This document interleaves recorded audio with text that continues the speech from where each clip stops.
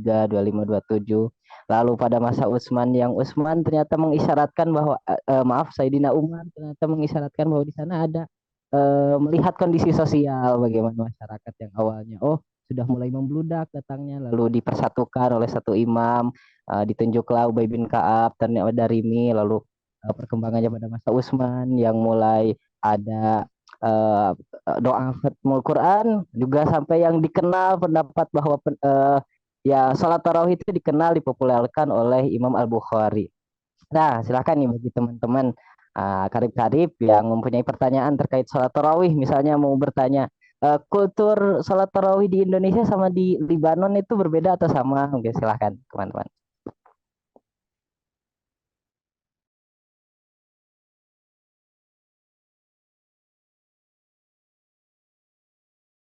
Itu pertanyaan resmi dari moderator ya. Secara tersirat iya, Ustaz. Iya, tersirat. Ya mungkin kalau dari segi kultur ya, kultur kita berbeda dengan kultur sana ya, kultur Arab. Kalau dari pembagian rasnya juga beda, pasti juga perkembangannya berbeda, kebudayaannya juga berbeda, tentu. Itu tidak bisa kita lupakan. Mungkin tadi sebagian kecilnya udah digambarkan ya bagaimana kita sangat suka dengan JJS, dengan apa namanya berburu takjil. Ya, di sana budayanya itu biasa. Tapi mereka sangat mengagungkan Ramadan, di mana kita akan tercengai, kita akan terpesona dengan keindahan Ramadan di sana. Jadi ketika sebelum Ramadan tiba itu mereka menghiasi rumah, menghiasi masjid-masjid dengan sesuatu yang berwarna, dengan lampu-lampu pernak-pernik dan lain-lainnya itu kita dapati di bulan Ramadan. Dan juga kultur mereka yang mungkin agak beda, yang mungkin berbeda dengan kita, ya mereka sangat apa ya, ketika puasa, ketika ketika berbuka mereka masih mengedepankan makan yang cukup gitu, makan yang cukup. Terus ketika itu baru dah makan banyak. Tapi yang makan, cara porsi makan mereka juga beda. Mungkin kita mah nggak biasa makan sama kambing guling ya, kambing apa guling ya, kambing guling satu kayak gitu. Mereka udah biasa kayak gitu, buka ketika habis sholat langsung gubuk gubuk gubuk gubuk, makan. Jadi mereka itu, kita yang mahasiswa banyak diundang oleh mereka. Ayo datang. Jadi karena mereka menganggap ini bulan agung, kenapa nggak sekalian sedekah yang banyak? Ya, mungkin agak sedikit berbeda dengan kita ya. Walaupun tetap baik, tetap ada yang tetap ada, cuman nggak secara berskala. Dan mungkin kita nggak dapeti di kita banyak di pinggir jalan itu tempat-tempat buka ya. Kalau di sana banyak tempat umum yang dikhususkan untuk kita buka berjamaah di lapangan-lapangan tertentu. Mungkin kita umumnya di masjid karena memang sebagai simbol ibadah. Tapi di sana juga di masjid ada, tapi di tempat umum seperti lapangan juga ada. Dan juga seperti menghidupkan Al-Quran itu di sana ketika bulan Ramadan benar kerasa. Kalau kita kan tawakufan ya kan? Kalau kita tawakufan di Indonesia, kalau di sana nggak ada tawakufan. Ini bulan suci, ini bulan agung, kita gas terus, ya saya kayak gitu. Sampai ketika eh, setelah tarawih itu mereka tidak kosong, pasti di setiap masjid ada anak-anak kecil itu tetap belajar Al-Quran, tetap belajar ngaji, tetap saling simaan, tetap ngapal Al-Quran, yaitu kerasa banget di sana perbedaannya. Dan tarawih di malam ketujuh nggak kosong.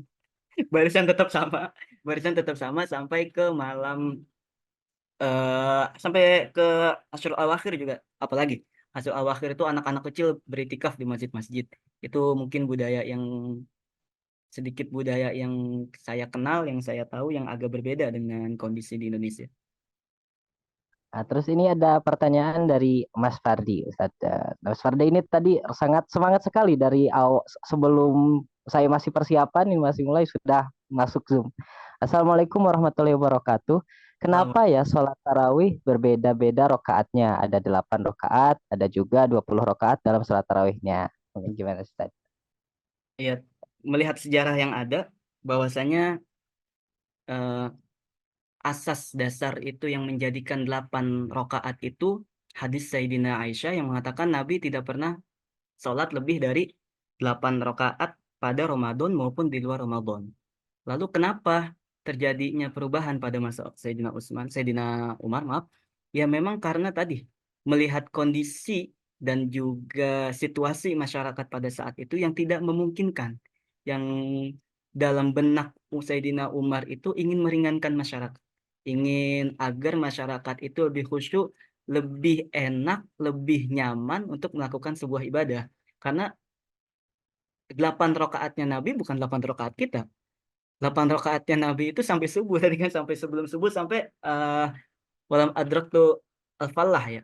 Ya, sampai nggak ketahuan kalau misalnya waktunya ini udah mau sahur gitu.